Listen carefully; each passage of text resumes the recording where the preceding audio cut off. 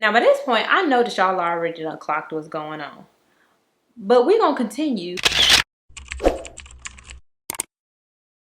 Hey y'all, welcome and/or welcome back to my channel. My name is Janae, if you didn't know, and today's video is another true crime episode. So if you're ready, let's go. Alright, so these are the same nails from the last video.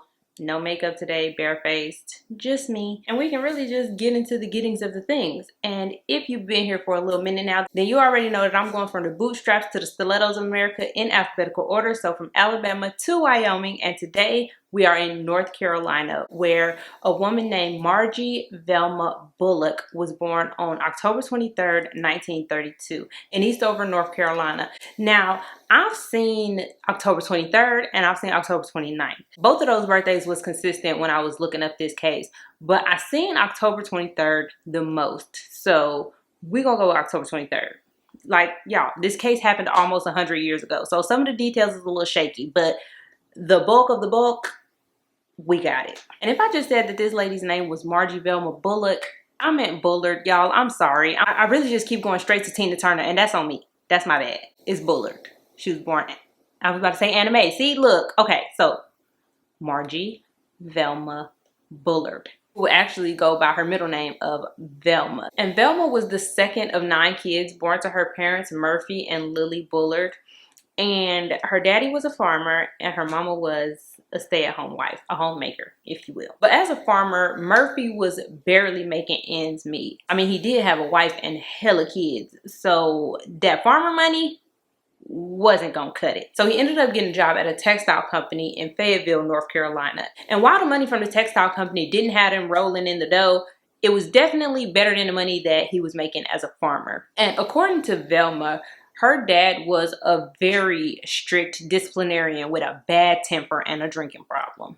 And he would often resort to punishing his kids physically. And Lily would pretty much just stand idly by doing everything else but standing up for her kids. And my guess is probably because Lily didn't want to catch them hands either. She didn't want to be at the receiving end of her husband's bad temper. And so she just stood back and let him do what he did. But because Lily never tried to stop her husband or even tried to take up for her kids, Velma hated her. She despised the fact that her mama basically didn't have a backbone. And if despising her mama and hating her home life wasn't bad enough, Velma had to go to school where the kids wasn't always nice to her because, like I told you, they wasn't rolling the dough. They didn't have money to just be splurging on nice things. So she would go to school and she didn't have a nice clothes. She didn't have no new shoes. She wore stuff that was toe back and toe down. And then she had this basic ass lunch and she couldn't go across the street to the little candy store to get none of the candies that all the other kids was getting. So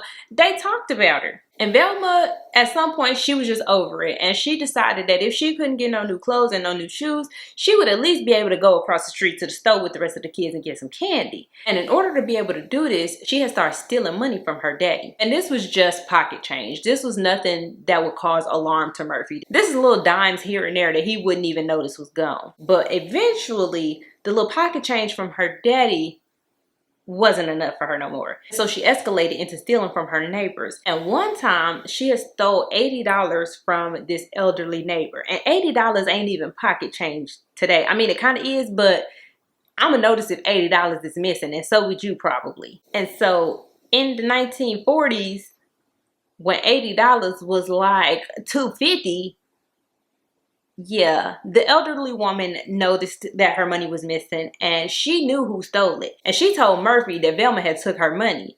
And Murphy, getting this news from the neighbor, not only was he embarrassed, he was mad as hell. And he whooped Velma so bad, this was worse than any of the other whoopings that she had ever gotten in her life. Murphy said he not raising no thief. Little did he know he was raising a murderous thief, but that we'll get there. Now, as the years went on, Murphy's temper got worse, his drinking got worse, and his abuse escalated. And he was no longer only physically abusing his children, but he would start sexually abusing his daughters as well, according to Velma. Now, most of her siblings, they refute this. They said that there was no type of abuse of any kind from either one of their parents. So do with that information what you will. I'm just telling you from Velma's standpoint. Now, I already said that Velma hated living in that house and she wanted out ASAP.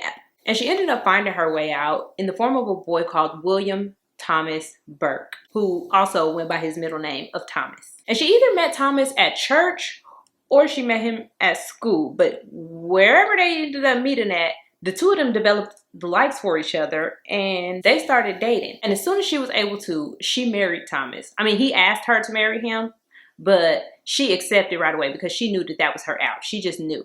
But they didn't have a formal wedding though, not like a church wedding or nothing like that. They actually ended up eloping. And at the time, Velma was 17 years old. And as soon as they eloped, Velma packed up her stuff and left the family home and ran off to go start her life with Thomas. And the two of them will eventually end up having 2 kids together, a son named Ron and a daughter named Kim. And for years, the marriage was good. But then down the line, 2 main events would cause everything to start going downhill and fast.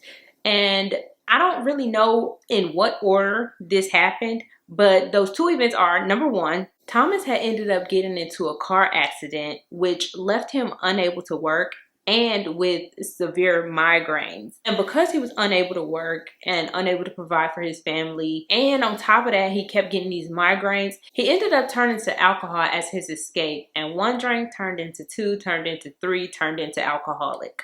And the second event was that Velma had ended up having to have a hysterectomy. And after her hysterectomy, her whole vibe changed, because before she was a loving, caring mama who read to her kids, who always wanted to spend time with them, just, you know, she was a good mom and she was a good wife to Thomas as well.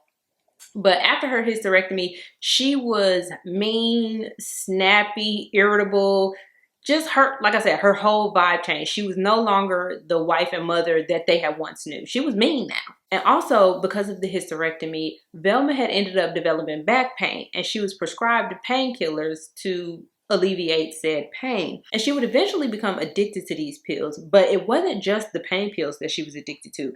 She was addicted to stuff like Valium, sleeping pills, barbiturates, pretty much any type of pill that she can get her hands on, anything that she can get the doctor to prescribe her, she was gonna get it and she was gonna take it. And although she was popping pills like Skittles, she would get mad that Thomas was an alcoholic. And so now they would constantly have arguments about her pill popping and about him drinking. And one day in April of 1969, they got into a heated argument. And as per usual, he started drinking, and he actually drank himself to the point of passing out. And Velma was so mad at him. She took the kids and she just left the house. And while her and the kids was gone, a fire broke out in the house.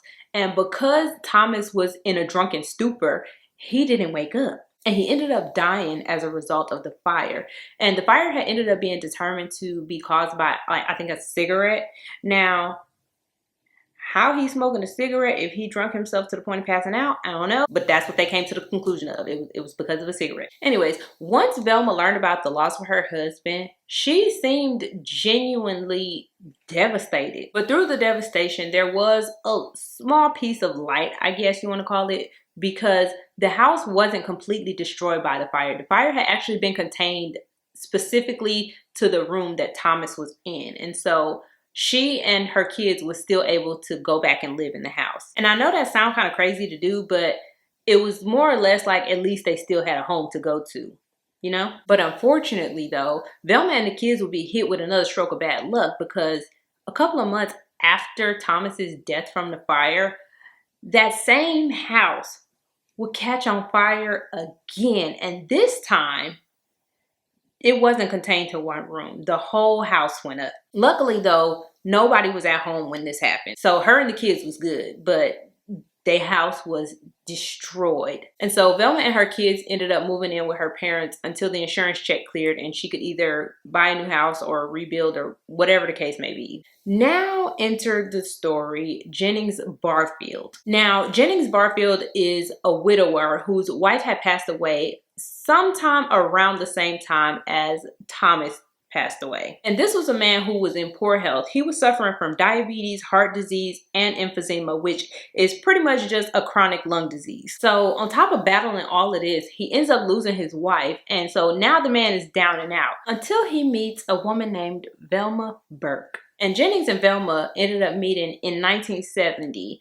And this is a year or less after both of their partners have now died. And they potentially might have bonded over the grief of losing their spouses. I don't know.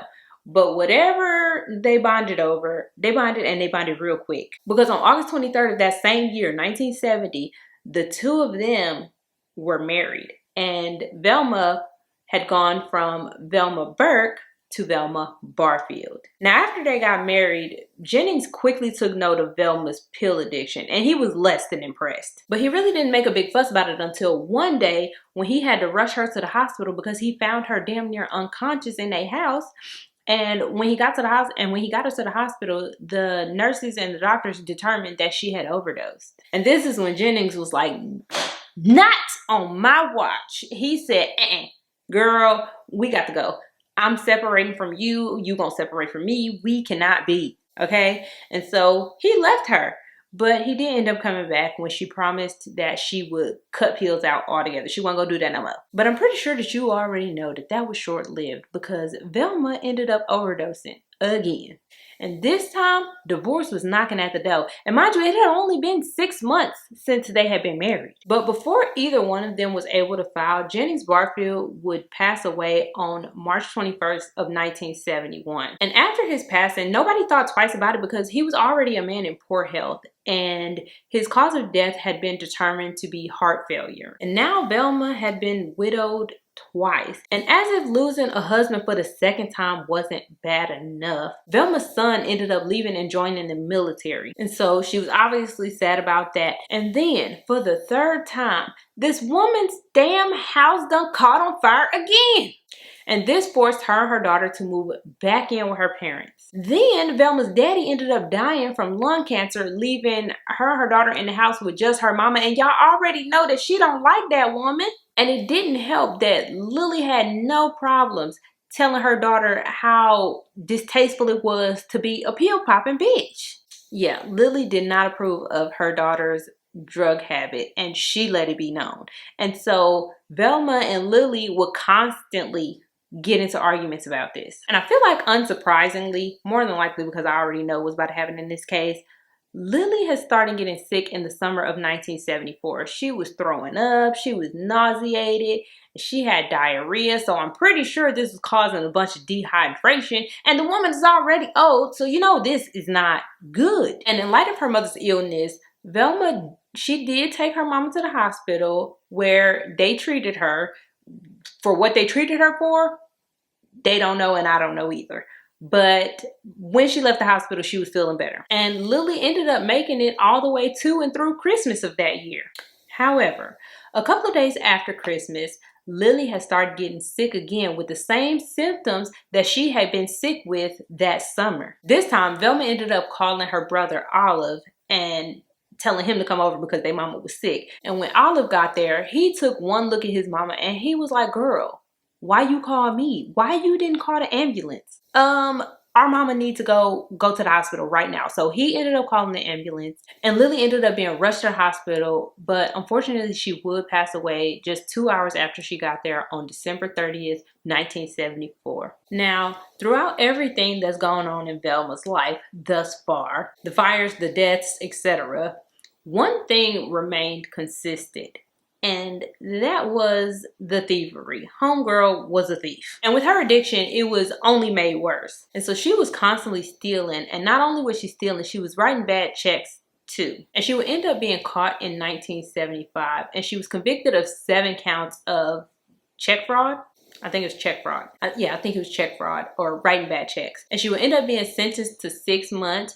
But due to good behavior, she would only serve 3. And after she got out, she decided to become a live-in caregiver where she would take care of old people and live in their house. And in 1976, she started taking care of this couple, Montgomery and Dolly Edwards. Now, Montgomery was a 94-year-old man who was in super poor health. He had multiple ailments going on. He was partially blind, bedridden, he was 1 foot on death's door. Now, his wife, Dolly, she was 84 years old, and she was a cancer survivor with a colostomy bag, but she had a little bit of moving grooves to her still. And it's also said that Dolly was super outspoken, and she had no problem telling Velma that sometimes she was slacking on her work.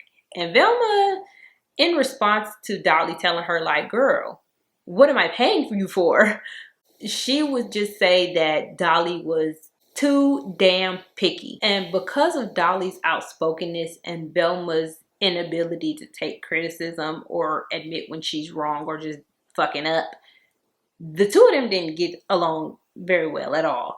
And things only got worse when Montgomery ended up passing away in January of 1977. Dolly and Velma would be bickering non-stop. And then on February 26th of that same year that Montgomery had died, 1977, Dolly had started getting sick.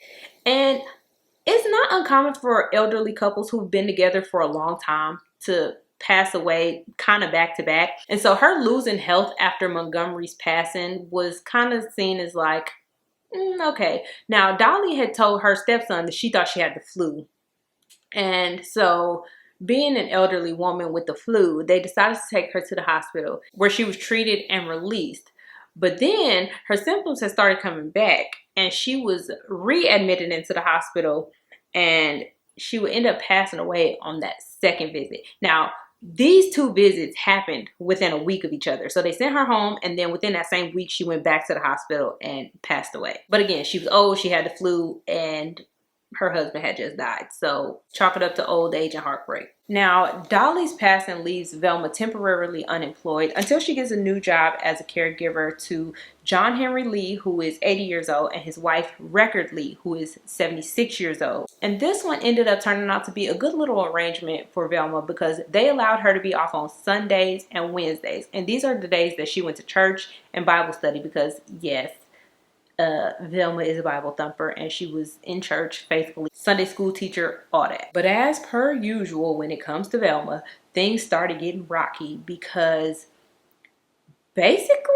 Velma said the Record talked too much and she ain't like that. And it pretty much got on her nerves. She did not like Chatterbox Record, which was a fitting name then, I guess, huh? Anyways, as time goes on, Velma's taking care of Record and John. Record getting on Velma's nerves, whatever. John starts to get sick and his illness starts on April 27th of 1977. And his stomach is on fire, vomiting, nausea, diarrhea, y'all know the drill. And when he starts to get sick, Velma calls an ambulance and they take him to the hospital where he is treated and then released on May 2nd, 1977. And they pretty much just put his illness down to a virus. However, he started getting sick again after he returned home and he was sent back to the hospital where he ended up passing away on June 4th. Now, by this point, I know that y'all already done clocked what's going on. But we're going to continue. Now, after John passed away, Velma started dating a man named Steuart Taylor. And this is a man who she would eventually end up moving in with. And this is a cute little relationship or whatever until one day, Velma and Steuart is in church. Now, Steuart is not this deeply religious man to where he's trying to praise the Lord every Sunday, but he knew that Velma was a deeply religious woman and he was trying to support his girl. So on this particular Sunday, he ended up going to church with Velma, and during the church service, Steuart had started feeling extremely nauseated and he tried to keep it cool for a little while, but as the service went on, it just kept getting worse and worse to eventually where he had to leave the service and just go sit out in the car. Now, he didn't ask Velma to leave church. He said, listen, I will go sit out in the car, I'm gonna go chill out, try to gather myself, and you come out when you're done. But while he's in the car, he is going through it. And when Velma eventually comes out, she ends up driving him home, and when they got home, it got even worse. But instead of going to the hospital that night, he decided to thug it out and hope that by the morning he'll be all right. But unfortunately, it wasn't looking good for him the next morning either. And so this is when Velma took him to the hospital. And while he was there, they checked over him, looked over his symptoms, and they ended up saying that he had gastritis. And basically, gastritis is inflammation of the stomach lining. And so because they had diagnosed him, they ended up prescribing him some meds and sending him home. And for a little while he was at home, he was all right. However, by the next night, all of those symptoms had returned tenfold. And Steuart would end up being rushed back to the hospital where he would unfortunately die an hour later. It was February 3rd, 1978. Now, Steuart's death baffled his family, okay? And so his children, who were now grown by this point, they was like, no. Something's not right. We want an autopsy performed. And Velma agreed. She was like, yes, do an autopsy because we need to see what happened to Steuart. We need to know. And so an autopsy was performed. And when it was, there was a shit ton of arsenic found in his system. And the only person that they concluded who could have poisoned him with arson was Velma. And so on May 13th, 1978, Velma Barfield was arrested for the murder of her boyfriend, Steuart Taylor. Now, at first she wasn't going, but eventually she would end up confessing to not only the murder of Steuart, but she ended up confessing to the murder of her mama, John Henry Lee, and of Dolly Edwards. And it turns out that she killed her mama because she had taken a loan out on her mama's name, and her mama was in the midst of finding out that she had taken a loan out on her name. And so she killed her to stop her from revealing that fact or finding out that fact or whatever. Then John Henry Lee had just found out about a forged check that Velma had wrote. However, he didn't know that it was Velma, or nor did he suspect that it was Velma, because this is this Bible thumping lady who go to church on Sundays and go to Bible study on Wednesdays. They didn't know, him and Record didn't know who had forged the check, but she didn't want them to find out, and so she killed John Henry Lee with arsenic. Then, as for Dolly, it never said that she stole anything from Dolly. I think Dolly just got on her damn nerves, and so she killed her. And as for Steuart Taylor, he had already forgiven her twice for forging checks under his name. And she promised that she wouldn't do it no more. But then she turned around and did it a third time, and she didn't want him to find out, so she killed him. And Velma swear that it was just them four. She said she didn't kill Thomas, Jennings, or Montgomery. She said, no, that wasn't her. That was just coincidence. Now, me personally, I think she killed everybody except for her daddy and Montgomery. But that's just me. Oh, no, for real. And the reason that I think that is because Jennings and Thomas were both exhumed, and both of their bodies had arsenic in them. So, I don't know how much of a coincidence that really is, Velma. But, you know, you said it was just four, so I guess. And even though she admitted to committing these crimes, she did end up taking this to trial. But she would only be tried for Steuart's murder, not anybody else's, not Dolly's, her mama's, or John's. But they did bring up those other three during Steuart's trial. And during the trial, her defense was that she never wanted to kill these people. She was only trying to make them sick until she could come up with a way to repay them. And my rebuttal to that is, once you accidentally killed the first person, why would you do the same thing to the next person? And then if you was like, ooh, the first one was a fluke, I can make the second one sick. After you killed the second one, why go on to a third and a fourth? Anyway, the judge and the jury wasn't here for none of what she was talking about, and they found her guilty, and the judge sentenced her to death. And Velma appealed till the appeals couldn't appeal no more. And on November 2nd, 1984, dressed in her pink pajamas, Margie Velma Barfield was put to death by lethal injection at the age of 52. And this execution made her the first woman in America to be executed since 1962, and also the first woman to be executed since the reinstatement of capital punishment in 1976, and the first woman in America to ever be executed by lethal injection. So yeah, a lot of firsts there, Margie. But yeah, during her 6 years on death row, Velma had apparently become a reborn Christian and was at peace with the fact that she was about to die. And she tried to apologize, but girl, go to hell, in my opinion. But yeah, y'all, that's all I have for today's case. Thank you all so very much for watching. Don't forget to like, comment, and subscribe. Let me know what you thought about today's case down in the comments, and I will see you in the next one when we are in North Dakota. Can we get some light up in this bitch? Light me up, not like Usher. I feel like I'm too far away though. Like I feel like I should back this up, but then back it up, then stop. What? Drop it like it's hot. Do it look curly or do it just look puffy? Like I don't. Oh, okay, there we go. Y'all, me and this, like, we've been going at it for some years now. But we gonna hold on to her until she really out of here. And if you've been here for a little minute now, then you already know that we are going from, okay.